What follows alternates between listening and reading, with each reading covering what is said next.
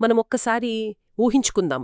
తరతరాలుగా బానిసత్వం, కనీసం ఆశపడటం కూడా ఒక నేరమేమో అనిపించేంత భయంకరమైన పరిస్థితులు.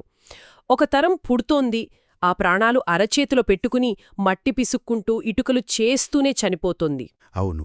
రేపు అనేది వాళ్లకొక పీడకల లాంటిది గదా. ఖచ్చితంగా. సరిగ్గా ఇలాంటి చీకటి సమయంలో, ఇక జీవితం ముగిసిపోయింది అనుకున్న తరుణంలో దేవుడు రంగంలోకి దిగితే ఏం జరుగుతుంది? అకస్మాత్తుగా పరిస్థితులు తారుమారై ఎటు వెళ్లాలో తెలియని ఒక చీకటి స్థితిలో చిక్కుకుపోయినప్పుడు దేవుని స్వభావం ఎలా పనిచేస్తుంది? దేవుని వాక్యాన్ని అధ్యయనం చేస్తూ మన దైనందిన జీవితానికి అన్వయించుకునే మన ఈ సిరీస్లో ఇది 62వ ఎపిసోడ్. ఈరోజు మనం నిర్గమకాండము 6వ అధ్యాయాన్ని లోతుగా విశ్లేషించబోతున్నాం. అంటే ముందుగా గత అధ్యాయాల్లో ఏం జరిగిందో ఒకసారి గుర్తు చేసుకుంటే, మోషే వెళ్లి ఫరోను విడిపించమని అడిగినప్పుడు ఇశ్రాయేలీల పరిస్థితి మెరుగుపడటానికి బదులు మరింత దిగజారిపోయింది. అవును. ఇశ్రాయేలీల ఆశలన్నీ పూర్తిగా అడియాసలైపోయాయి కదా. ఇటుకలు చేయడానికి కావలసిన గడ్డిని కూడా ఫరో ఇవ్వడం మానేశాడు. వాళ్ల పని భారం పెరిగింది. ఆ శిక్షలు మరింత తీవ్రమయ్యాయి. అంటే తాము స్వేచ్ఛ పొందుతాము అనే ఆ చిన్న ఆశ కూడా వాళ్లలో పూర్తిగా చచ్చిపోయింది. నిజమే. వాళ్లు మానసికంగా, శారీరకంగా పూర్తిగా కృంగిపోయారు. ఇదెలా ఉందంటే, ఆ మునిగిపోతున్న వ్యక్తి తనను రక్షించడానికి వచ్చిన వాణ్ణి కూడా పట్టుకుని లాగేయాలని చూస్తాడు కదా, అలా ఉంది. లేదా ఒక దారాన్ని విడదీయడానికి మనం ఎంతగా ప్రయత్నిస్తే ఆ ముడి అంతగా బిగుసుకుపోయినట్లుగా ఉంటుంది. అవును, కరెక్ట్. మన సమస్యలను మనమే మన సొంత బలంతో పరిష్కరించుకోవాలని చూసినప్పుడు పరిస్థితులు మరింత జటిలమవుతాయి. మోషే కూడా సరిగ్గా ఇదే నిస్సహాయతతో దేవుని దగ్గరకు వెళ్లి ఆ 5వ అధ్యాయం చివర్లో దేవుణ్ణే నిలదీస్తాడు. ప్రభువా, ఈ ప్రజలకు ఎందుకు కీడు చేశావు, నన్నెందుకు పంపావు అని అడుగుతాడు. అయితే 6వ అధ్యాయం 1వ వచనం చూసినప్పుడు దేవుని స్పందన నన్ను నిజంగా చాలా ఆశ్చర్యపరిచింది. అవును, ఆశ్చర్యం కలగడం సహజమేలేండి. ఎందుకంటే ఒక సాధారణ మానవ నాయకుడైతే తనను అలా ప్రశ్నించినందుకు వెంటనే కోపపడతాడో ఏదా శిక్షిస్తాడు. కాని దేవుడు మోషేను దండించలేదు. బదులుగా ఆయన తన సార్వభౌమాధికారాన్ని గంభీరంగా ప్రకటించాడు. ఫరోకు నేను చేయబోచున్నదాన్ని నీవు నిశ్చయముగా చూచెదవు, బలమైన హస్తముచేత అతడు వారిని పోనిచ్చును అని దేవుడు సమాధానమిచ్చాడు. అవును. ఇక్కడ వాడబడిన హిబ్రూ పదం చాలా అద్భుతమైనది. దేవుని బలమైన హస్తాన్ని యాద్ చజాకా అని పిలుస్తారు. దేవుని తిరుగులేని శక్తికి ఇది ప్రతీక.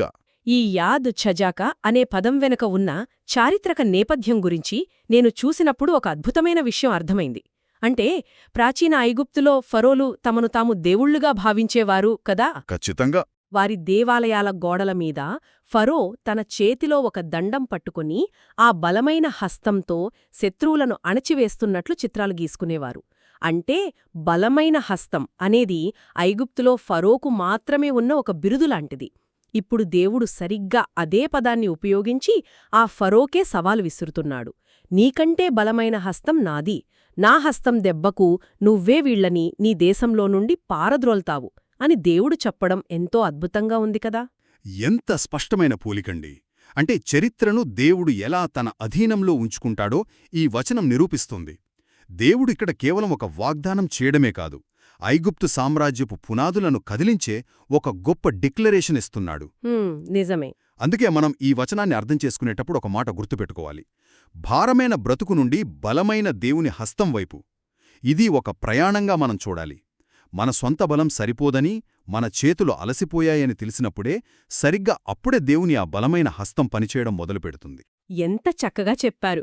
ఈ అధ్యాయంలో ముందుకు వెళితే అంటే 2 నుండి 5 వచనాలలో దేవుడు తన పేర్ల వెనుకున్న లోతైన అర్థాన్ని మోషేకు వివరిస్తున్నాడు.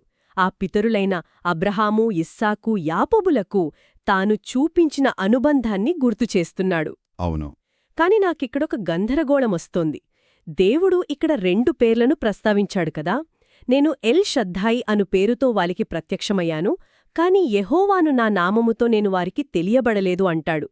నాకిక్కడ సందేహమేంటంటే, ఆ పితరులైన అబ్రహాము, ఇస్సాకులకు యెహోవా అనే పేరు ముందే తెలుసు కదా. అవును, తెలుసు. ఆదికాండములో ఆ పేరు అనేకసార్లు ప్రస్తావించబడింది కూడా. వాళ్లు ఆ పేరుతో బలిపీఠాలు కట్టారు. మరి దేవుడెందుకు వారికి ఆ పేరుతో తాను తెలియబడలేదు అంటున్నాడు? ఇది బైబిల్ చదివే చాలామందికొచ్చే అత్యంత సహజమైన ప్రశ్న. చాలా ముఖ్యమైన ప్రశ్న కూడా. ఏంటంటే ఇక్కడ దేవుడు కేవలం ఒక పదం గురించి లేదా ఆ పదాన్ని ఎలా పలకాలి అనే ఉచ్చారణ గురించి మాట్లాడటం లేదు. వాళ్లకా పేరు తెలుసు, ఆ పదాన్ని ఎలా పలకాలో కూడా తెలుసు. కానీ యెహోవానే పేర్కొన్న ఆ లోతైన అర్థం, దాని స్వభావం గురించి దేవుడు మాట్లాడుతున్నాడు. ఓహో అలాగా. అవును. యెహోవా అంటే స్వయంభువుడు, తన ఉనికికి ఇంకెవరిపైనా ఆధారపడనివాడు, మరియు ముఖ్యంగా ఇచ్చిన వాగ్దానాన్ని ఖచ్చితంగా నెరవేర్చేవాడు అనే అర్థం. పితరులైన అబ్రహాము, ఇస్సాకు, యాకోబులు దేవుని వాగ్దానాలను మాత్రమే చూశారు. వారికి దేవుడు ఏ దేశాన్ని అప్పట్లోనే ఇవ్వలేదు, కేవలం మాట ఇచ్చాడు. వారు గుడారాల్లో యాత్రికులుగానే బ్రతికారు కదా. అంటే పితరులు దేవుని ప్రణాళికను కేవలం ఒక వాగ్దానంలాగా చూశారు, కాని మోషే తరం దానిని ప్రాక్టికల్గా అనుభవించబోతోందన్నమాట. ఖచ్చితంగా. ఇది ఎలా ఉందంటే, మనం ఒక పారాషూట్ గురించి పుస్తకంలో చదువుకోవటం వేరు, ఆ విమానంలో నుండి దూకి ఆ పారాషూట్ మన ప్రాణాలను కాపాడటాన్ని మనం ప్రత్యక్షంగా అనుభవించటం వేరు. అబ్రహాముకు ఆ పేరు తెలుసు, కాని మోషే తరం ఆ పేరు వెనుకున్న విమోచన శక్తిని కళ్ళారా చూడబోతోంది. వారు దేవుని గురించిన ఆ చారిత్రక వాస్తవాలను తెలుసుకోవడం దాటి ఆయనను రక్షకుడిగా అనుభవించబోతున్నారు. అద్భుతమైన ఉదాహరణండి. అంతేకాదు, ఈ 4 మరియు 5 వచనాలలో మనం గమనిస్తే దేవుడు నిబంధన అనే మాటను మళ్లీ గుర్తుచేస్తున్నాడు. హిబ్రూలో దీనిని బెరిత్ అంటారు. సాధారణంగా లోకంలో ఒక ఒప్పందం లేదా అగ్రిమెంట్ అంటే 2 పక్షాల మధ్య జరుగుతుంది గదా. నువ్విది చేస్తే నేనది చేస్తాను అని షరతులుంటాయి. అవును, కండిషన్స్ ఉంటాయి. కాని దేవుని నిబంధన అలా కాదు. ఇది దేవుడు తన అత్యున్నత కృపతో చేసిన ఒక శాశ్వత నిబంధన. ఇది పూర్తిగా ఒక్కవైపు నుండే ఉంటుంది. అంటే ఇజ్రాయేలీలు ఎలాంటి అర్హతలు లేని బానిసలు, దేవుడేమో సర్వలోకాధిపతి. ఆ నిబంధనను బట్టే దేవుడు వారి మూలుగులను విన్నాను అంటున్నాడు. హిబ్రూలో ఈ మూలుగులకు సివ్లోత్ అనే పదాన్ని వాడారు. సివ్లోత్, అవును. ఇది కేవలం శారీరకమైన శ్రమ కాదు, అది నరకయాతన అనుభవిస్తున్న వారి ఆత్మఘోష. ఆ సివ్లోత్ అనే పదం వింటుంటేనే చాలా బాధాకరంగా ఉంది. దేవుడు వారి ఆత్మఘోషను చూశాడు. ఆయన గుడ్డివాడు కాదు, ఆయన చెవిటివాడు కాదు. ఆయన స్పష్టంగా చూస్తున్నాడు, వింటున్నాడు. అందుకే శ్రమల కొలిమిలో ఉన్న వారిని క్షమాపణ, ఆ విమోచన వైపు నడిపిస్తున్నాడు. మనమిక్కడ అనుకోవచ్చు శ్రమ నుండి క్షమా వైపు అని. ఆయన కేవలం మన బాధలను వినడమే కాదు, వాటిని పరిష్కరించడానికి ఒక ఖచ్చితమైన ప్రణాళికను సిద్ధం చేశాడు. అవును. ఆ ప్రణాళికేమిటో 6 నుండి 8 వచనాలలో దేవుడు వివరిస్తున్నాడు కదా. ఇక్కడ దేవుడు స్వయంగా 7 వాగ్దానాలు చేయడం మనం చూస్తాం. బైబిల్లో 7 అనే సంఖ్య సంపూర్ణతకు గుర్తు. ఇవి దేవుని పరిపూర్ణమైన రక్షణా ప్రణాళికను చూపిస్తున్నాయి. ఆ 7 వాగ్దానాలను ఒకసారి గమనిద్దామా? తప్పకుండా. దేవుడు ఇక్కడ నేను మిమ్మల్ని వెలుపలికి రప్పిస్తాను, మిమ్మల్ని విడిపిస్తాను, మిమ్మల్ని రక్షిస్తాను, మిమ్మల్ని నా ప్రజలుగా చేసుకుంటాను, నేను మీకు దేవుడనై ఉంటాను, మిమ్మల్ని ఆ దేశంలోకి చేరుస్తాను, మరియు ఆ దేశాన్ని మీకు స్వాస్థ్యముగా ఇస్తాను అని 7 నేను చేస్తాను అనే ప్రకటనలు చేశాడు. వావ్! ఇక్కడ ఇశ్రాయేలీలు చేయాల్సిందేమీ లేదా? ఏమీ లేదు, అంతా దేవుడే చేస్తాడు. వీటన్నిటిలో ఒక అత్యంత అద్భుతమైన హిబ్రూ పదం దాగి ఉంది. అదే గాయల్. ఆంగ్లంలో దీన్ని కిన్స్మ్యాన్ రిడీమర్ అంటారంటే సమీప బంధువైన విమోచకుడు. ఈ గాయల్ అనే కాన్సెప్ట్ గురించి మనం కొంచెం లోతుగా మాట్లాడుకోవాలి. ఎందుకంటే పురాతన ఇశ్రాయేలీల చట్టాల ప్రకారం ఒక వ్యక్తి తీవ్రమైన అప్పుల పాలై తన ఆస్తిని కోల్పోయి చివరికి తన్ను తాను బానిసగా అమ్ముకుంటే అతన్ని విడిపించడానికి బయట వ్యక్తులెవరూ రారు. అవును. కేవలం అతని రక్త సంబంధికుడు అంటే ఒక సమీప బంధువు మాత్రమే ఒక వెల చెల్లించి ఆ అప్పు తీర్చి అతన్ని విడిపిస్తాడు.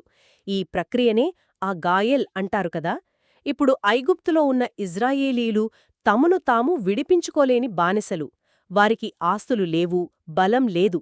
ఇలాంటి స్థితిలో సర్వశక్తిమంతుడైన దేవుడు, ఆకాశ మహాకాశాలను సృష్టించిన దేవుడు ఆ అట్టడుగున ఉన్న బానిసలకు, నేను మీ రక్త సంబంధికుణ్ణి, నేను మీ సమీప బంధువును, మీకోసం నేను నా సొంత ఖర్చుతో వెల చెల్లిస్తాను అని చెప్పడం నిజంగా ఊహకందని విషయం.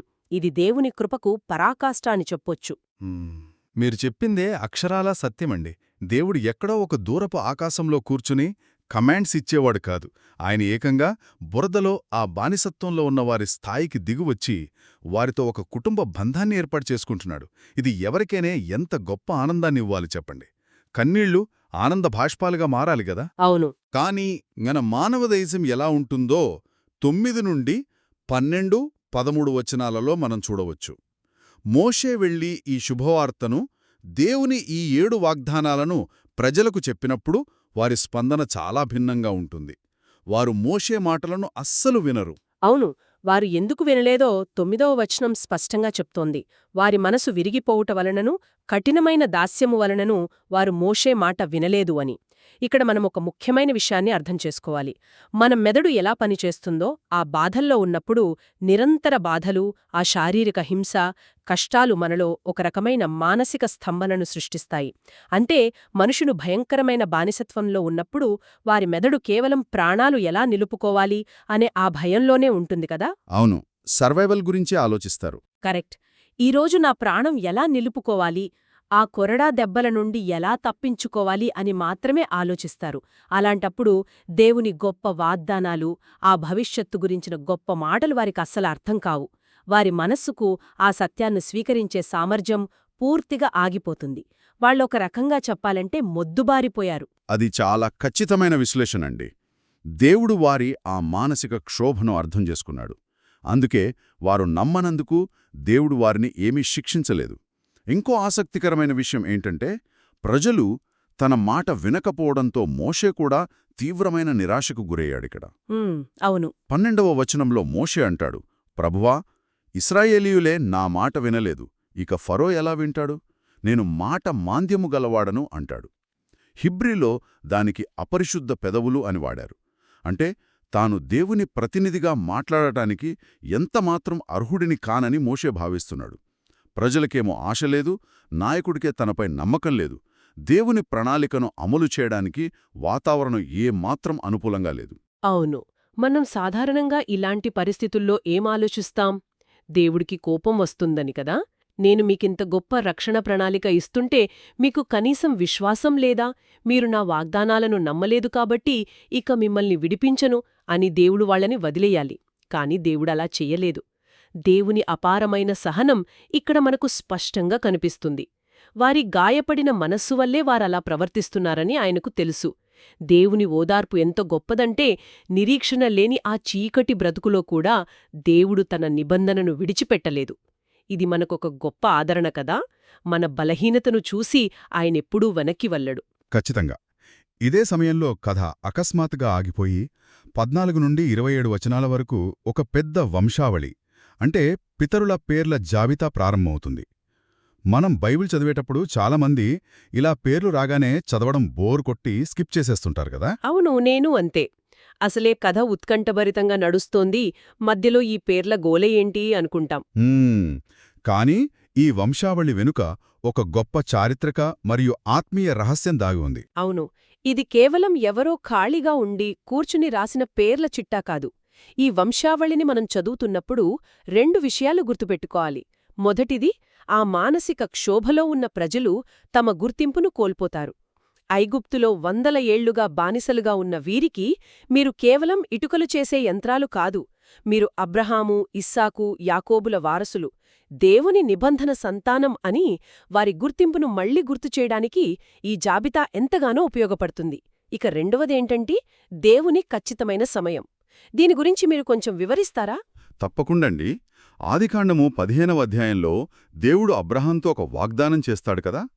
నీ సంతానం ఒక అన్యదేశంలో బానిసలుగా ఉంటారు, కానీ సరిగ్గా 4వ తరంలో నేను వాణ్ణి తిరిగి ఇక్కడికి రప్పిస్తాను అని చెబుతాడు.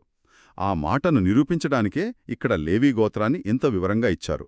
చూడండి, లేవీ, అతని కుమారుడు కహాతు, అతని కుమారుడు అమ్రాము, అతని కుమారుడు మోషే. గమనించారా? మోషే సరిగ్గా ఆ 4వ తరానికి చెందినవాడు. ఓహో, వావ్! అంటే పరిస్థితులు ఎంత అస్తవ్యస్తంగా ఉన్నా దేవుడు తాను అబ్రహాముకు చెప్పినట్లుగానే ఖచ్చితమైన సమయంలో, ఖచ్చితమైన తరములో తన పనిని జరిగిస్తున్నాడు.